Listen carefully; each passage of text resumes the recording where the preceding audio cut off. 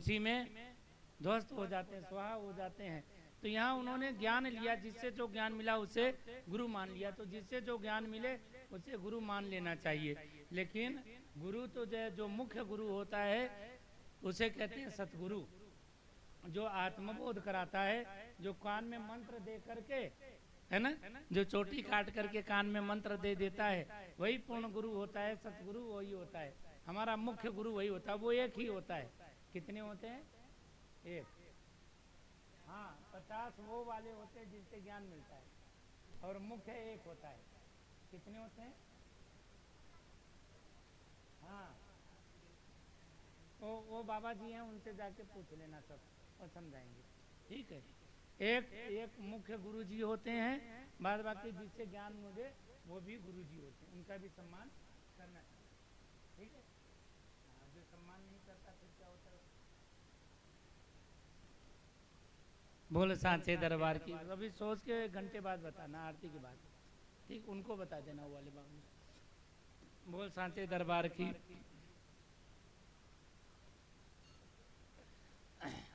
तो 24 गुरु यहाँ पर बनाए। इसके बाद 9 योगीश्वर आए।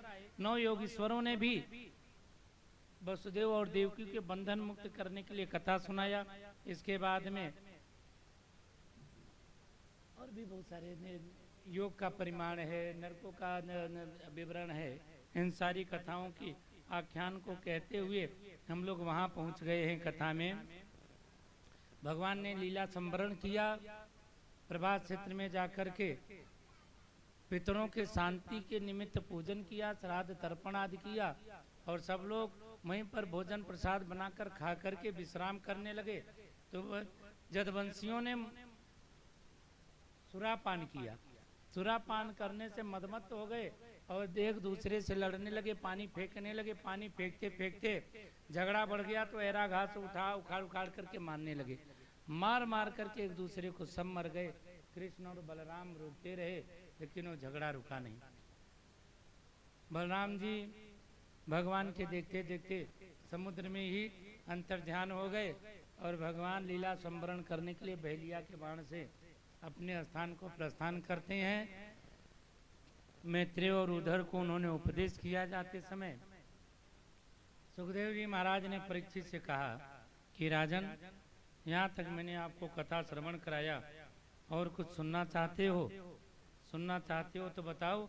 जब तक यहाँ पर मैं बैठा हूँ तब तक तक्षक तुम्हें मार नहीं सकता। तक्षक प्रहितो विप्रा क्रोधेन द्विज सुनुना हंतु कामो निपन गच्छन्त दशपति कश्यप। कश्यप नाम के ब्राह्मण से तक्षक की मुलाकात हुई। धन देकर के कश्यप को वापस कर दिया। तक्षक एक फूल में बैठ करके आता है। फूल में बैठ करके आया और इधर सुखदेव जी महाराज और कुछ पूछ रहे हैं। अब आगे कुछ नहीं कहा। बोले मैं आपके चरणार बिंदु की पूजा करना चाहता हूँ। 7 दिन तक आपने कथा सुनाया, इसलिए आपके चरणों की पूजा करूंगा। सुखदेव जी महाराज के चरणार बिंदु की पूजा किया परीक्षित जी। सुखदेव जी महाराज अंतर्ध्यान हो गए, यहाँ से चले गए। परीक्षित जी स्नान करके ध्यान में बैठे हैं, समाधि लगाया, गहन ध्यान मुद्रा में बैठे और योग मुद्रा से कपाल का भेदन करते हुए जीव और ब्रह्म का मिलन हो गया।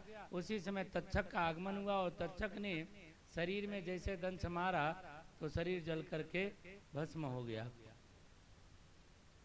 शरीर जल करके भस्म हो गया। महाराज जन्मेजय ने सुना कि मेरे पिता को तक्षक ने खा लिया है, तो उन्होंने सर्पेष्टि नाम का यज्ञ किया। उस सर्पेष्टि यज्ञ में संसार के सारे सर्प आ करके गिरने लगे, जल जल करके मरने लगे। तब आस्तिक मुनि ने यज्ञ कराया था महाराज शांतनु ने।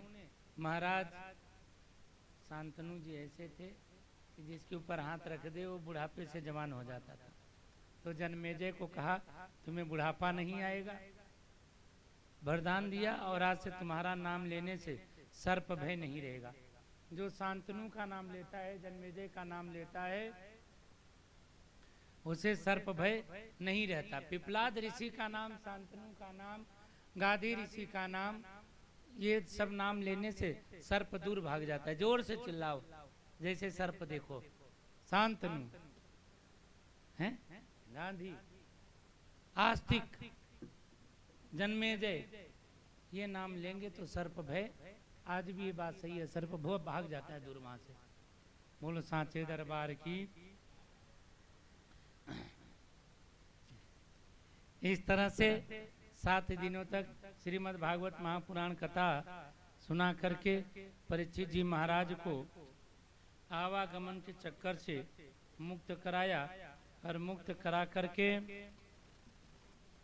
इस संसार में भागवत भगवान की महत्ता को स्थापित किया। प्रिय धर्मानुरागी भक्तजनों, माताओं, देवियों, आप लोगों ने भी पुरुषोत्तम मास में श्रीमद् भागवत महापुराण की कथा को श्रवण किया। अत संकीर्तित साक्षात स्वरूपापरो हरि नारायणो ऋषिकेश भगवान सात्वताम पति। अत संकीर्तित साक्षात सर्वपाप हरो हरि, जो साक्षात भगवान सभी पापों का हरण कर लेते हैं, ऐसे पापों के हरण करने वाले भगवान नारायण की हम सब लोगों ने कथा को श्रवण किया। ये पुरुषोत्तम मास की में श्रीमद् भागवत महापुराण की कथा आप सब लोगों को आत्मोन्नति देने वाली हो, भगवान प्रसन्न होने वाले हों इस कथा से, है ना। महीना भर सुना ना आप लोगों ने। तो एक श्लोक बोलेंगे, इस श्लोक बोलने पर इस कथा की संपन्नता होती है। तो आप लोग भी बोलेंगे एक बार मैं भी बोलूंगा। ये भागवत के 12 स्कंद के अंतिम अध्याय का अंतिम श्लोक होता है। तो एक बार मैं बोलूं, एक बार आप लोग भी बोलेंगे। नाम संकीर्तनम यस्य सर्व पाप प्रणाशनम प्रणामो दुख समनस तम नमामि हरिम परम। यही श्लोक बोलना है। पहले इसकी व्याख्या कर देता हूँ। नाम संकीर्तनम यस्य सर्व पाप प्रणाशनम, नाम संकीर्तनम यस्य सर्व पाप प्रणाशनम। यस्य मतलब जिसके नाम का संकीर्तन करने से सर्व का मतलब सभी पापों का नाश हो जाता है। समझ में आ रहा है? जिसका नाम जपने से, जिसका नाम लेने से सभी पापों का नाश हो जाता है। प्रणामो दुख समनस, ऐसे भगवान को हम सब प्रणाम करते हैं जो सभी दुखों का समन मतलब नाश कर देते हैं, शांत कर देते हैं, हरण कर देते हैं। तम नमामि हरिम परम, तम उस भगवान को, ऐसे उस भगवान को हम सब लोग प्रणाम करते हैं, है ना। तम मतलब उसको, नमामि हरिम परम, ऐसे परम नजदीक, ऐसे हमारे परम निकट, परम हितैषी भगवान हरि को, भगवान नारायण को हम सब वंदन करते हैं, प्रणाम करते हैं। इस श्लोक का यही अर्थ है, यही मतलब है। तो आप सब लोग बोलेंगे, जो लोग बाहर हैं वो लोग भी बोलेंगे। तो जो है फिर से बोलते हैं।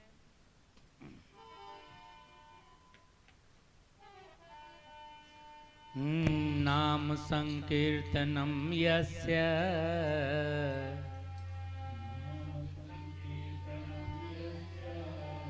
सर्व पाप प्रणाशनम प्रणामो दुख समनस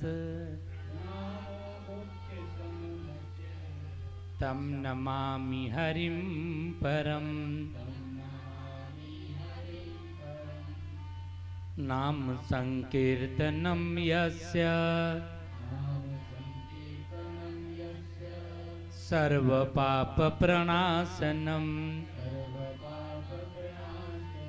प्रणामो दुख समनस तम नमामि हरिम परम। नाम संकीर्तनम यस्य सर्व पाप प्रणाशनम प्रणामो दुख समन तम नमामि हरिम परम तम नमामि।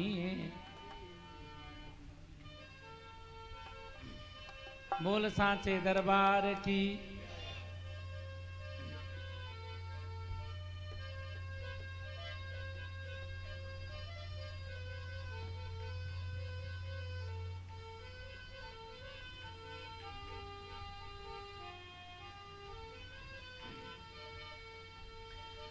भला किसी का कर न सको तो बुरा किसी का मत करना। भला किसी का कर न सको तो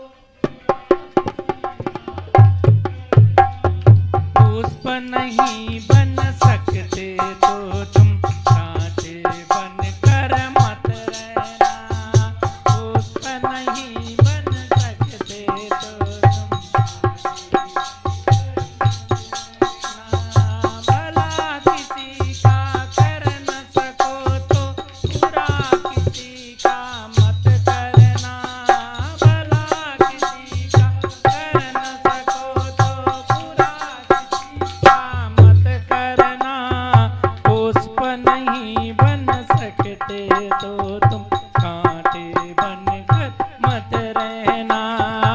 पुष्प नहीं बन सकते तो तुम कांटे बन कर मत रहना।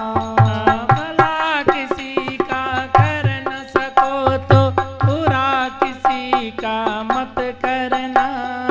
भला किसी का कर न सको तो बुरा किसी का मत करना। पुष्प नहीं बन सकते तो तुम बन कर मत रहना। पुष्प नहीं बन सकते तो तुम कांटे बन कर मत रहना।